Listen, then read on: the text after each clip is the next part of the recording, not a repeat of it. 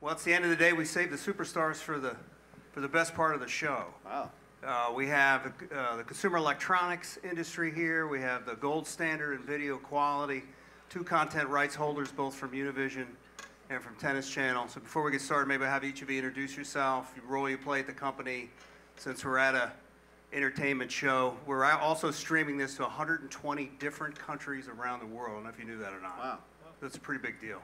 I'm nervous now. But so maybe when you go through and you describe your role and your title and who you are and maybe your favorite TV show, and then we'll jump into the content from there. Kanan?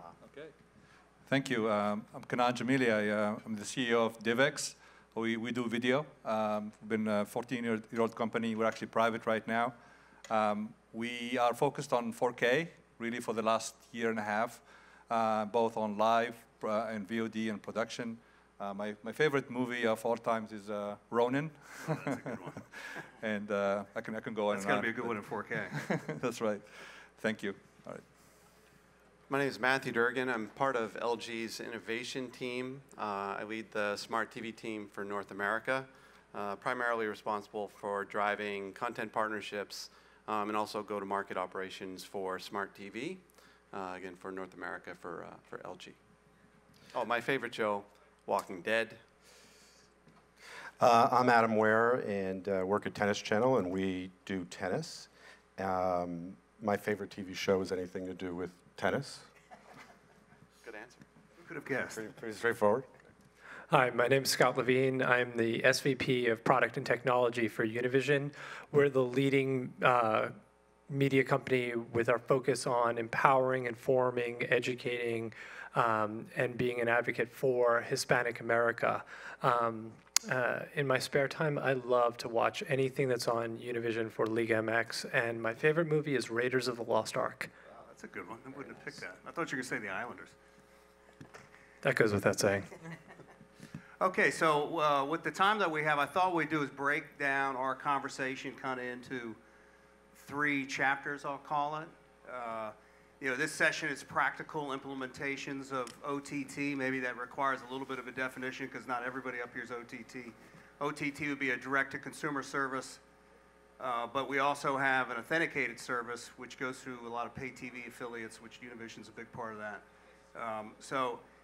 What I thought we'd do is kind of start with maybe chapter 1, a little bit about what's going on with the industry. I'm going to start with Kanan there and maybe go down the line. And then after that, kind of talk about how you're using technology, specifically in digital, to engage your audiences. And then finally, we'll talk a little bit about how all that translates into money and different opportunities to convert that audience either through some form of new revenue that each of these folks are seeing in terms of their business. So maybe from an industry standpoint, Kanan, what's going on out there? What is 4K anyway?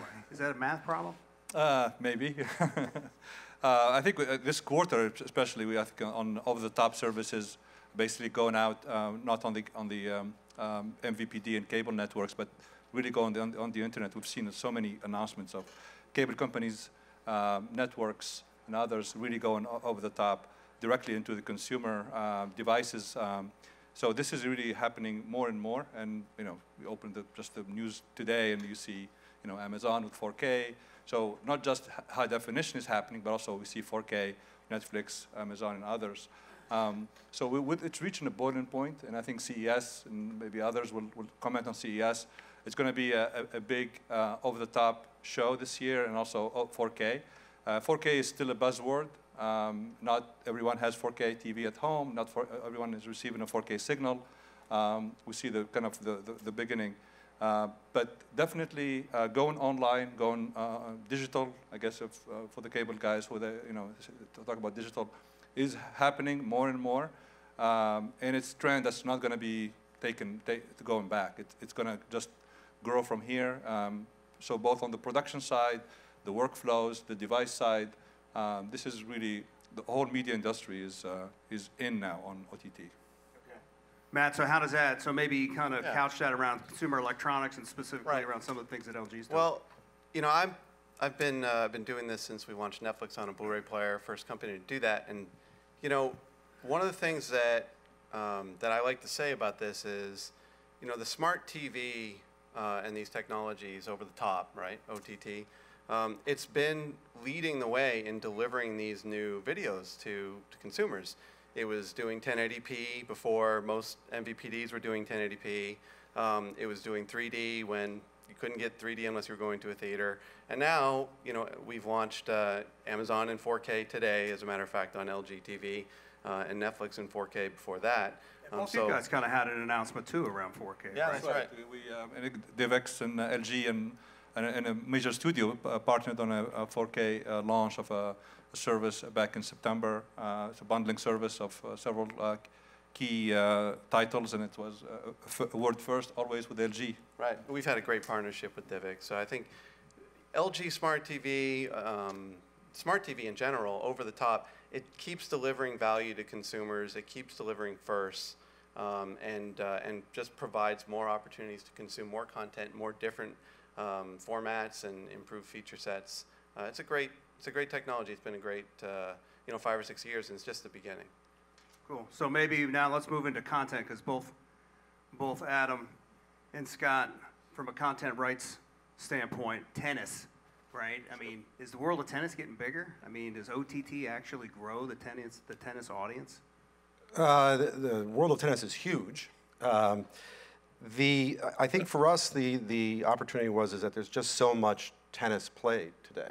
There's so much great premium content. Sports is obviously the perfect category. Live sports is even better. Professional tennis is like March Madness every week of the year.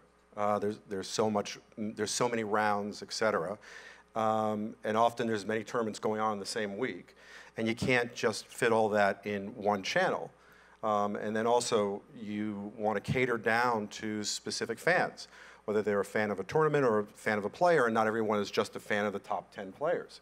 So, you know, traditional linear television allows for a great presentation, allows for great storytelling, allows for great marketing and promotion, but really it is digital, over the top, mobile, what have you, that allows you to start digging down deeper into specific fan needs.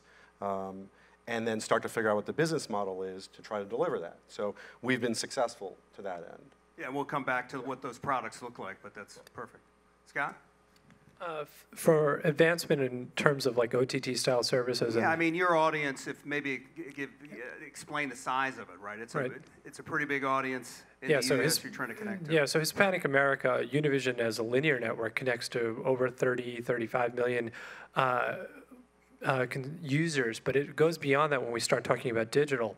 And for us, the big event that, if you were thinking about it as a transformation, was the transformation from on-demand to live, and the transformation from watching it only one place to watching it wherever I want to, with a huge focus on mobile. Right. Mobile became the standard bearer for us for this year with the World Cup and beyond, where the numbers of engagement that have happened here, especially for Hispanic America, but it's not as surprising for anybody else in here, were astounding. From the World Cup numbers from, let's call it 4 years ago, were about 35, 36% consuming on a mobile phone. The last World Cup, this over the summer, is about 87% were on mobile consumption. And I'm not talking 5 minutes of video, short form snacking. I'm talking people watching for 30, 40 minutes at a time. So that's a 4-year difference, quick math for me. But in terms of the mobile percentage, goes from what to what now? It goes from about 33, 34, 35%, somewhere in that range, to over 87% of our consumption was on a mobile phone. And again, the type of consumption is what shifted. It's now a consumption that's inherently personal, inherently right in front of me. And I'm not watching it just a snack. I could do that. But it's also to watch long form, full length. I want to get my soccer however I want. I want to watch my on-demand content however I want. Wherever I want to consume, whenever I want to consume it, that's the message that we're really pushing on. So I'm going to come back down this way. So let's start with product, right?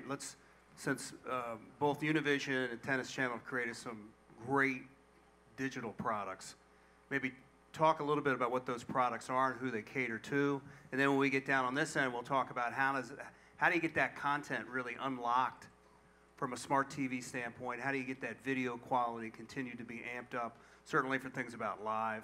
And can I mention a little bit about CES? But let's come back down from a product standpoint. Sure. So from where we start with everything as how do we get the best entertainment, news, sports, lifestyle, music content to our audience. And it really focuses everything we do around the Univision Deportes app, which is our experience for consumers that are really interested in soccer and all other sports, but it's really soccer. Let's just focus our efforts there. And then on the video side is around Uvideos, which is our aggregated video destination. One product for all of our fans who want to watch everything that's on Univision, Unimas, Galavision, all our 12+ cable networks, and all experiences in one authenticated experience, and really drive those usage between the two.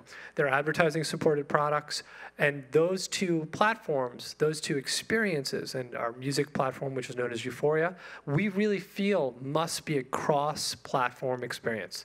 It works on mobile, it works on a smart tablet, it works on a connected game console, it works on Google's latest Android TV. We believe in that story wherever we go. Again, our audience wants to consume our content wherever they are, whenever they want it.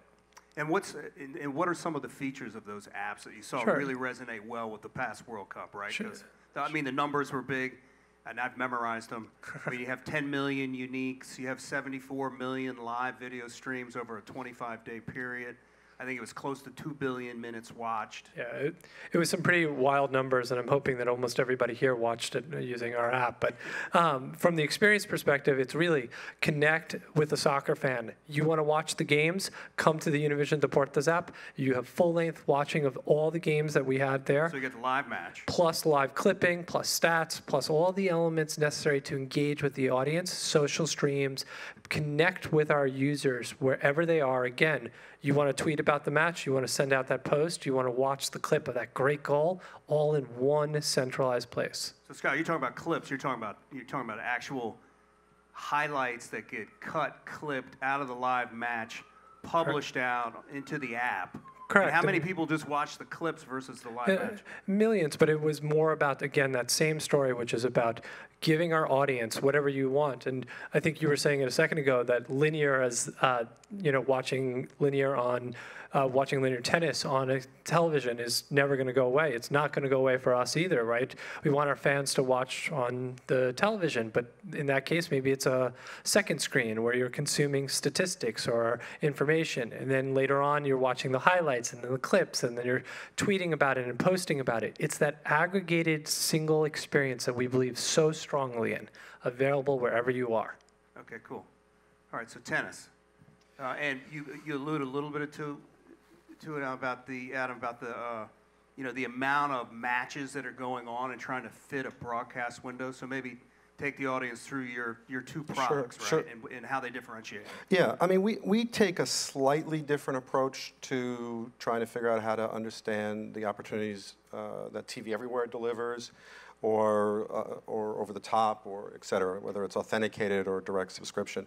So for us, it was sort of an approach of saying, TV Everywhere is here. Clearly, the consumer wants to watch wherever, whenever, however, et cetera. It's a bit inconsistent depending on who the owner of the product is, or depending on who the distributor of the product is. Yeah, so TV Everywhere, just to find, I mean, it's different than OTT, the way the industry talks about Right, it. Right, TV Everywhere is an authenticated way of watching your television subscriptions that you get through your cable company or satellite or phone company. And so HBO Go, for instance, is a TV Everywhere product.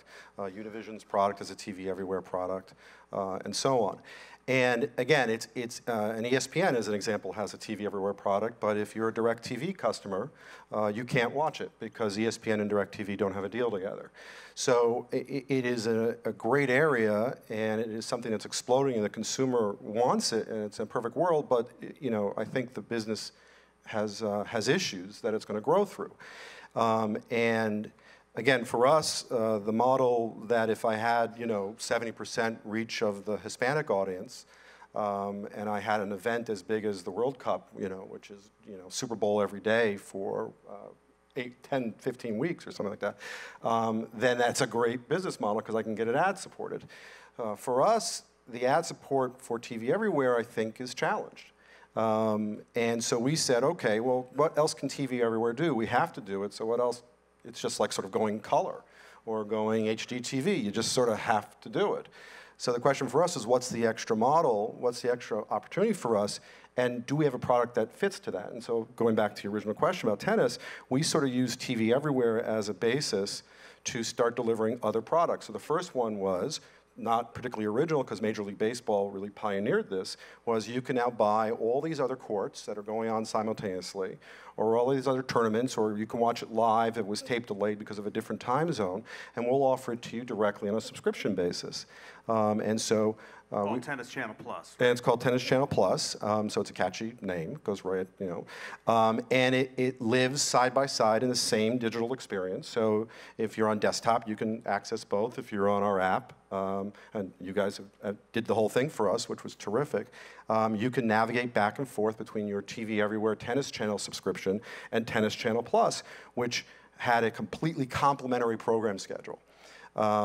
And we have an annual fee or a monthly fee, and we launched it with the French Open, and it's gone extremely well. The last piece of it, though, for us is the mobile device. The idea of it being everywhere is important for us because most of our fans, most of our tennis fans actually play the game. Unlike if you play tackle football, if you watch the tackle football, you're not going to necessarily play tackle football that weekend. Our fan plays tennis, and so we look at the opportunity to not only deliver all the matches they want to watch, but also deliver instructional. And we start getting into the whole area of fitness and wellness.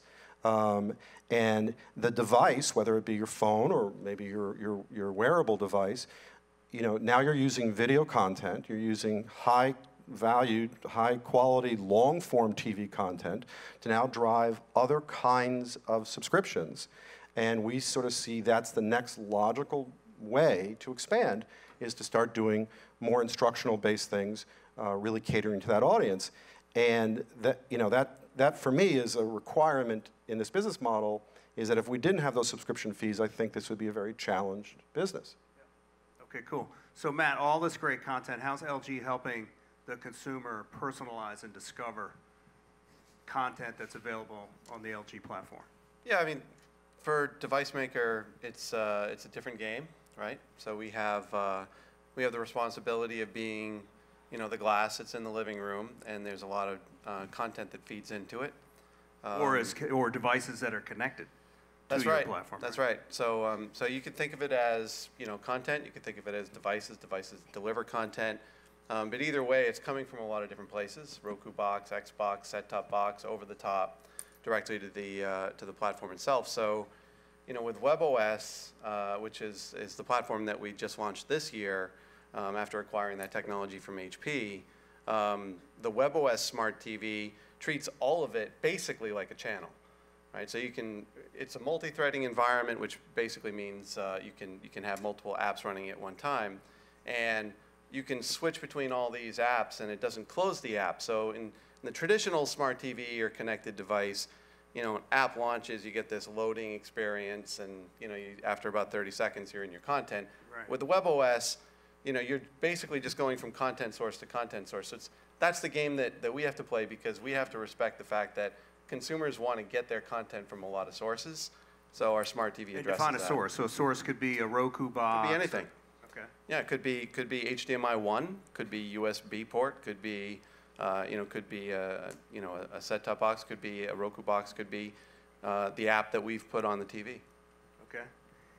And then, so Kanan, so these guys are talking about a lot of live stuff. I mean, last year, from a New Line standpoint, we did about 47,000 live sports events, which equal about 200 plus petabytes of live streams. So when you apply all this live video to 4K, what's involved with that? And maybe talk a little bit about that space. And you mentioned, CES was going to be a focus around 4K live streaming, right? Absolutely. I mean, I just want to comment something about what Scott said earlier. I think beyond this, the Hispanic community, I myself watched almost every game of the Soccer Cup this year on Univision app because it has better quality. So thanks for that. So imagine now going from going home and wanting to see that on 4K, and hopefully that would happen in 2015 or hopefully early 2015. I think 4K gives sports more, than it is on a high definition. So one of the main things really about 4K is it's really more lifelike. We've seen some footage. I think if you've been into a Sony store lately, you've seen some of the FIFA World Cup footage, but that's like a small amount of content. And we look at what's going to happen in 2015. 4K, 60 frames per second, very high. I think we had some video footage of 4K. I don't know if you guys are going to run that. What Kanan's kind of describing. Okay. Really, what? No, you can take the audio down. Just. Sorry. So, we do have, at DivX, we actually designed an end-to-end solution for the workflow, for encoding, for protecting the content, for streaming it, with the new technology like Dash, like H265, and so forth, to make that happen. And we're going to show, we're already showing it, but we'll show it more at CES. But the idea that, now you can experiment on your mobile phone, but also in your living room, there's the streaming aspect of content with 4K takes it really to the next level. And 4K streaming online and over the top may actually may happen much sooner than seeing it in cable and another medium. So on a smart TV, sometime hopefully next year, I think Matt knows more. Well, we're streaming 4K now. Right now, right? Exactly. So for sports, we go from the 30 frames per second we have today to 60 frames next year. Yeah, explain those dynamics. I mean, what's the difference between 4K so and 4K, 4K is 4 times HD, so you get four times the pixels you have on high definition. 4K has been really, there's 3 aspects of 4K. There's UGC, which is your GoPro, Hero 4. That's kind of what you can take as a consumer. There's Hollywood, and Hollywood is taking 4K to a different kind of dimension in terms of high dynamic range and color gamut and getting more realism into the movies at home with a lot of contrast and so forth. But then also the sports guys, which are, I think, looking for 60 frames per second and higher frame rates, because your tennis, you can actually see now. You can actually see if the ball's in bounds. You can see the ball, bouncing back and so forth. So that kind of the next level experience, for video. So we're at DivX, we're powering all that. We're working obviously with LG, with many other partners to power the whole live workflow. And we hope actually that, we hope it's already out there, but now sports, actually live sports, can become really the mainstream. I think the FIFA World Cup was a great showcase of OTT and how it actually helps everyone see the games. But now 4K will actually take that experience even further to a higher kind of quality area where it can be monetized even further in the future. So. And when we say 4K, we're talking about adapting to different screen sizes, right? So that's right. If I have the 60-inch screen or better, I'm getting a true 4K experience, but I can drop all the way down to maybe a 1080i, 1080p experience. If you're on a tablet or your phone, it's going to drop down because you don't need that much resolution on a small screen. That's right. So cool. Thanks. So maybe I want to come back to product for a second. Scott, you've talked before about some of the key themes around your product strategy. The things that are important to you around your product strategy. I think we have some Univision video too you can run while you kind of talk about it. But maybe talk a little bit about kind of those objectives or themes that you use around the products that Univision is putting out digitally. Sure, Chris. World Soccer in Spanish with the Univision Deportes app, bringing you live games and updates, replays with multi-camera angle, team and player statistics, and full coverage of the 2014 FIFA World Cup. Great experience with great content and our great partnerships. So we start with a kind of a simple idea, which is build beautiful products that work really well. Okay? I love that word beautiful. If you've heard or talked to me in the past, I use that word like crazy because it starts with like an emotion, right? You feel great about it. We used to build beautiful products, and we really lean into that user experience. That's one. The number 2 one is right there with it, which is we talk about content all the time and high quality content experiences. For us, it starts with video because we are a media company. When we talk about how great the World Cup was, or watching League MX this weekend, or watching a novella on after it's aired, we start with video as really that centerpiece for everything, and really making that a great centerpiece for all the content we want to do. And it extends beyond video because we are a media company. We provide services like great stats and great highlights and great recaps and photo galleries and everything that's part of that experience. And then the third point against that, where we kind of tie it together with the monetizations, is really how we do this in partnership with our media partners, with the distributors, people like that, so that we are not running in a different direction, but we're running all at the same time in the same direction. And what you've seen is when we do that, we all win. We end up winning for the consumers, we end up winning for ourselves, we end up winning for our users, we end up winning for our partners. And those kind of core tenets is how we start. And if you thought about like one last one, and you've heard me say it already probably 4 times today, but it's being wherever we need to be for our audience. It's really that aspect, because if we do that, then everybody wins again. Okay. Adam, on tennis, you talked about kind of there's just so many events out there. Digital makes it a lot easier to capture that content, right? I mean, the old way was the satellite truck, the uplink, the downlink, but the ability to backhaul and transport, live tennis events over the internet and then, produce those into your 2 products, I think it gives you an opportunity to aggregate a lot more content maybe than traditional linear. For sure. I mean, we do 5,000, something like that, live matches a year on the linear channel. So, we have a huge facility and bringing in all the time and all different hours, et cetera. I think that for us, it really was not only the ability to bring it all in, but then the question was now, how do you get it to the consumer? Right? And so, again, if you're a media company that has huge audience share, right, or you have some kind of must-carry retransmission consent leverage in a negotiation, then you could probably come in there and talk about, not only do I want you to, Mr. Cable Company, carry this channel, I want you to carry 5 others, and I want you to pay us for it. And I think CBS and Dish just had a fight over that recently. And the consumer, I think, loses in that. For us, I don't think it was that wise of a decision to go into our partners and say, hey, there's all this more great tennis, we can bring it in on a cost-effective basis. We're not going to ask you for a second channel because that would sort of be silly. And even if you did give it to us, you probably wouldn't give us any subscription fees for it, and we'd probably be on a very, very low tier. Why don't you let us take it directly to the consumer? And again, we're not going to call it anything but Tennis Channel Plus, so it implies that you need to have this because it completes your Tennis Channel subscription.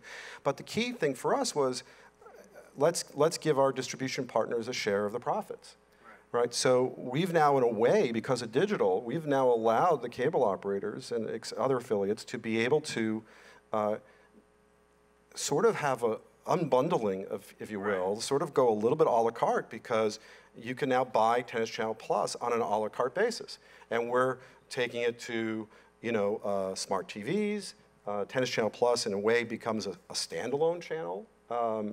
And so, whether we go through set-top boxes, which we're now doing, or whether we go directly, and we should talk, or to Samsung or whoever else, this is where I think we've now moved forward together. That's both live and on demand, because you have some great shows that get really great usage. Oh, absolutely. I mean, we have live, but then we just did something where we had the top 5 Wimbledon matches of all time, right? And we offered that out, and people were like, well, those aren't the top 5. What about this, and what about that? Right. And that's perfect. I mean, that's the kind of interaction we wanted. And then we then did a vote and say, what do you think the top 5 were? And these were rights, by the way, that really weren't being utilized at all. Or just the whole fascination around what these tennis pros are playing with from an equipment standpoint. Yeah, and so we have a short form, thank you.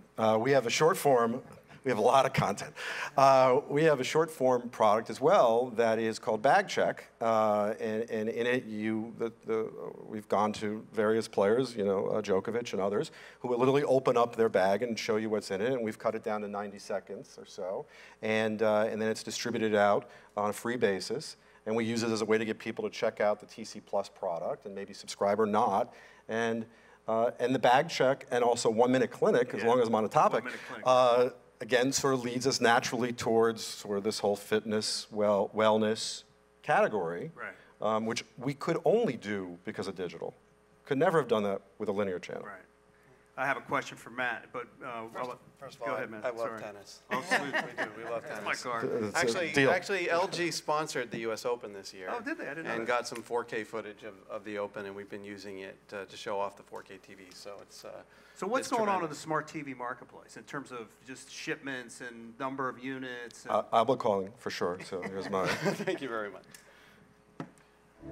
just in terms yeah, of that so- adoption rate. Well, I mean, LG is the number 2 worldwide. We ship millions of smart TVs in the U.S., smart whatevers in the U.S. Because we also have, people don't talk enough about, the Blu-rays or Right. the smart projectors or the smart sound bars. We can put smart in a lot of products, and we have been doing so. So it's, one of the things that a lot of people talk about is scale. They talk about, hey, fragmentation is bad and scale is good, and they kind of march to that drum for a while. But, one of the things that we've really been focused on is using HTML5 as kind of the great evener on this, Right. which basically says everyone has code in HTML5, right?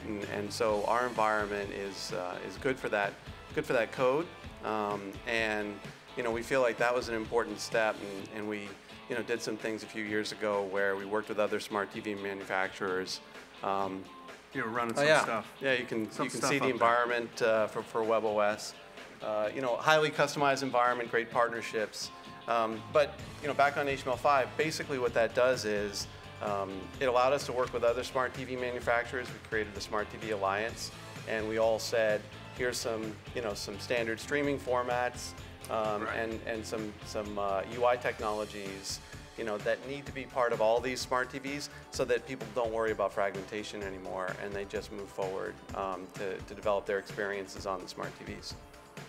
So, Kanal, you and I were talking last week as we got ready about just how consumer product companies are becoming publishers of video. I mean, maybe led by Red Bull, perhaps, was the early entree into creating, content around their brand.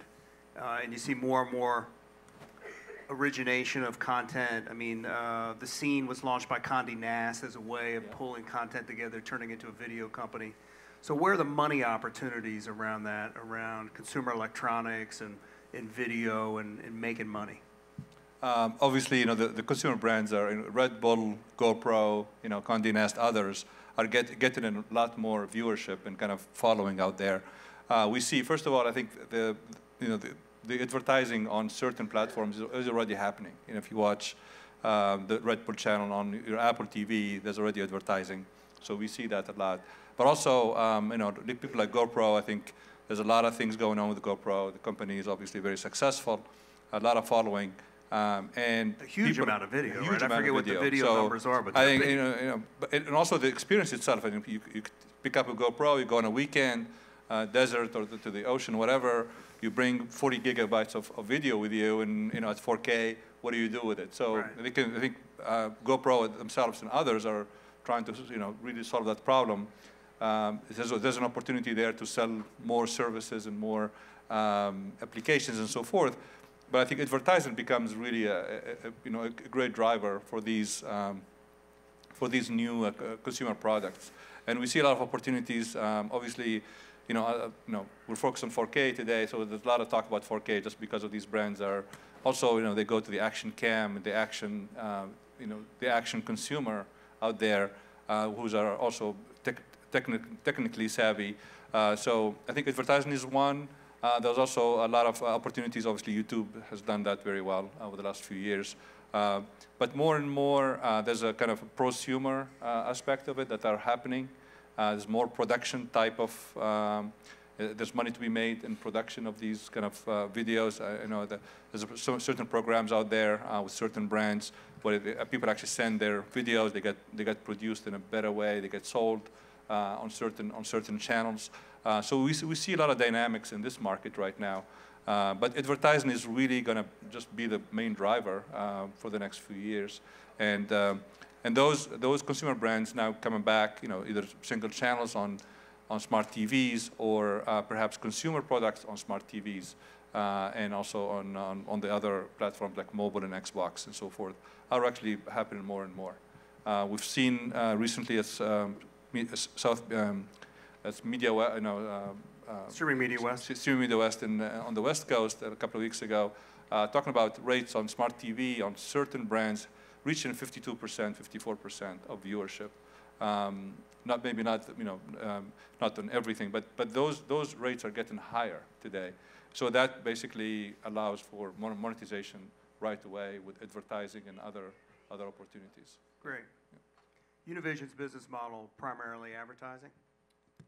Yeah, everything that we've been doing for the last several years, especially on the digital front, has been around advertising. If we were to extend the portfolio, there's lots of other revenue streams that we add into there.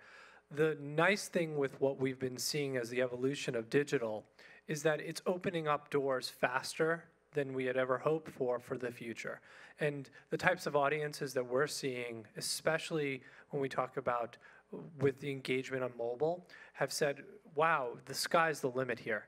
Whether it's new forms of advertising, whether it's new forms of advertising that are more native, whether it's new forms of video advertising, whether it's the next generation of subscription services, whether it's authenticated services or other things like this, all those have become available to us because of the ability to connect with our users and bring our partners closer together.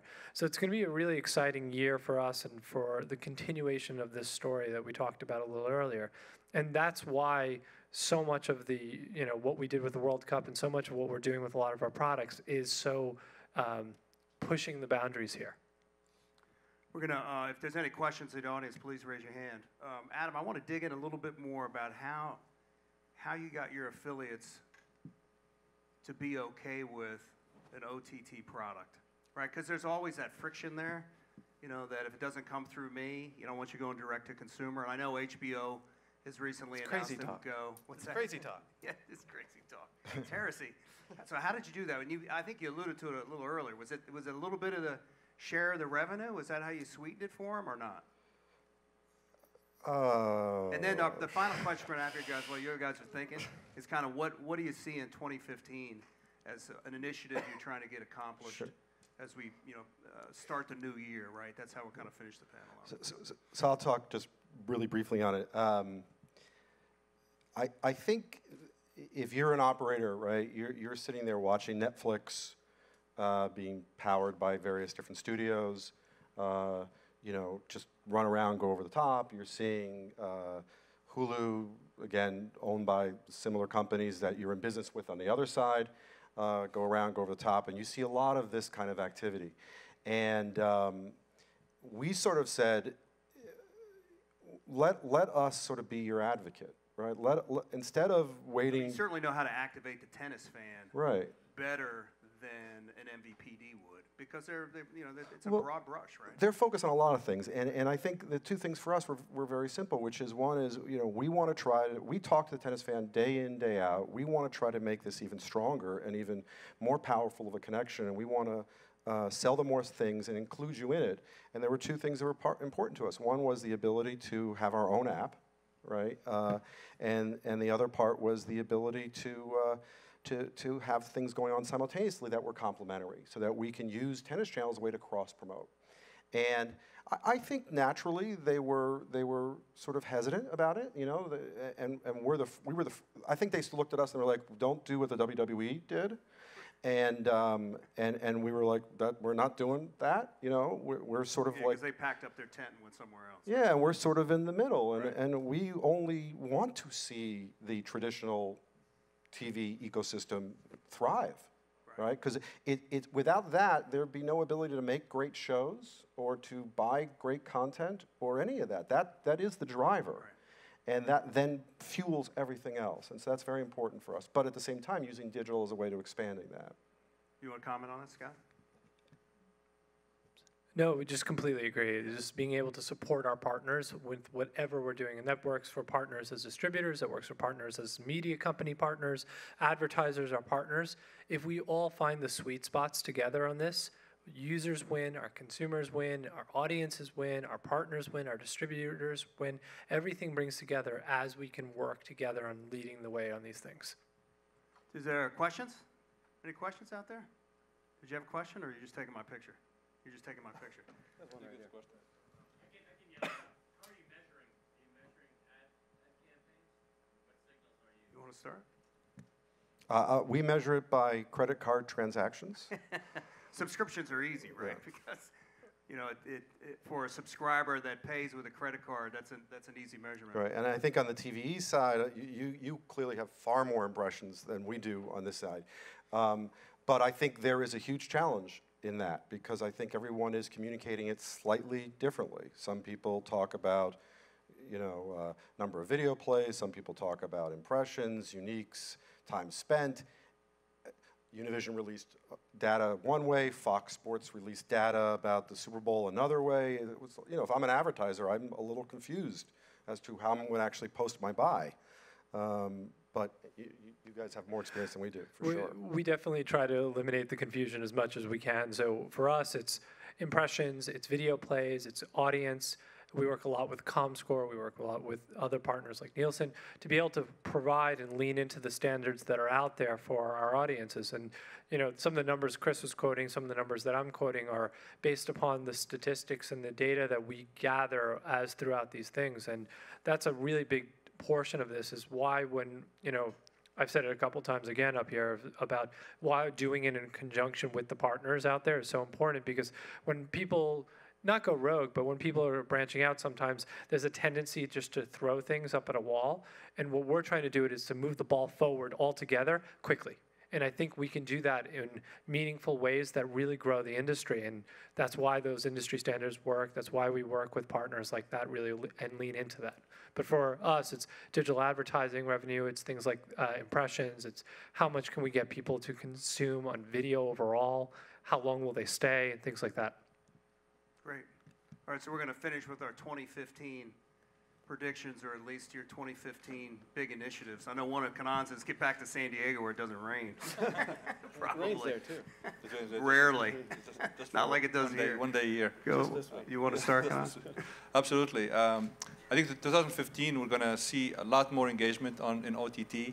I think mobile is going to be there, but I think smart TVs, as you know, as Matt said, I think the normalization of a little bit HTTP, HTML5, and a couple of things are going to spread, you know, the access of not just the major brands like LG, but maybe others also to come in, and the engagement there will be much better, and it will raise the bar for everyone.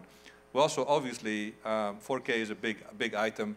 I don't know if you guys were following, but at Black Friday a couple of weeks ago, we've seen 4K TVs at $800 from major brands. That's an amazing price point. And that's an amazing price point. So it's not, you know, when Matt will talk about this, probably, you know, it's not the 4K that you know. There's probably a couple of features that are missing from that TV. But you can see that certain price points where consumers are going to get these TVs in the house, and they're going to say, so where's the content? And then there's a lot of competition out there to actually, you know, all the announcement happening now before CES from Amazon, Netflix, and others. We're going to see a plethora of activities around 4K. We also would like to see 4K live and 4K live sports, which I think everyone's waiting for. I think we missed the FIFA World Cup, but 2015, hopefully the year when we see some tournaments happening in 4K directly to the home. Matt? Yeah, so for LG, you know, we're continuing to drive a quality device. 4K is a huge initiative for us, and also, you know, I haven't spoken yet about OLED, but if you haven't seen an OLED TV, please come to our booth at CES. Where are those price points? It's an amazing TV, and LG's been kind of alone in the market. We've managed to differentiate those though for me between 4K and OLED. 4K, well, we have a 4K OLED TV. OLED is a panel technology. Right. But 4K is a resolution, so we have OLED 4K. So that for a consumer, from a consumer standpoint, yeah, the OLED experience gives me. Yeah, well, the OLED experience. First of all, the OLED technology itself is the best way to deliver a picture to the glass. and I'm not a display engineer. Right. And I'm not even. That's right. I'm not even a golden eye. This is what they call people that are videophiles. Richards right now. But I will tell you, I mean, it's a new experience when you see an OLED TV. When you see an OLED TV in 4K, especially, it's a new experience of seeing something that you've never seen before. So we're going to continue to drive that from our end as a smart TV team. We have to partner with people who are continuing to drive, consumer value, especially if you have a strategy that's driving high quality video. That's our responsibility. We have to help develop that market. And of course, we're going to be great partners with Divx and other companies to do that. And so, so that's what we're all about. From an economic and kind of macro, situation here in the U.S., we want to be great partners with everybody who, has a desire to stream video to, over the top into our devices. It includes MVPDs. We have MVPD partnerships right now. I understand these dynamics are very challenging, and there's a lot of fear around, going IP. But I think that period of uncertainty is coming to an end, and you're going to see kind of the rush in of all the IP delivered videos, including live TV with MVPD. We've seen that with a couple MVPD partners already, but we're ready for that next year, and I think we'll see that in quite a bit. Cool. Really just two big predictions. One is you're just going to see a lot more of the same of the last 2014. I remember when iTunes first offered ABC shows on iTunes, and it was Who Wants to Be a Millionaire and Desperate Housewives, right. And they were available for purchase the next day after they aired on ABC, and it was going to be the end of the world and the end of broadcast TV and so on, and clearly here we are. So I actually think that you will see all 4 broadcast networks, 5 broadcast networks, all four English language, and all 6 broadcast networks get into the direct over-the-top subscription business in some form. Don't say I'm wrong yet. And I think that will become the beginning, combine that with a lot of other things, the ability for the consumer to start creating, if you will, their own bundle of sorts. So I think that's going to be something that happens. Scott? Yeah, for us, I think it is one continuation that we've seen and one really big uptick. So the continuation is the over consumption or the incredible consumption on mobile. Mobile is just skyrocketing every single day. People are just using it in new and exciting ways, and it's not I'm snacking on content, although that's a great way of just using it. It's snacking, it's watching long form, it's engaging, I want to use it for statistics, I want to use it as a companion experience, I want to use it to watch my long form content. It's a huge change in adoption that's going to keep going, and we're going to see that number skyrocket and continue through all of 2015. The other one that we're going to see, and I'm really excited about this, is the move from just on demand to on demand and live. Right? On demand is where we've all thought about for the last couple of years, and on demand usage has been great. We're going to also see that explode in live usage, and whether that's live 24/7 channels, live watching of a soccer match, live watching of anything, we're going to see that really lean in and lift as more people have more connectivity and more service providers are able to provide that level of great service to our audiences. Well, guys, on behalf of our worldwide audience watching today's live stream, and those of you here in the theater this afternoon, you guys did a great job. Thank you very much. Thank you. Thank you. Thank you. Thank you for your attention.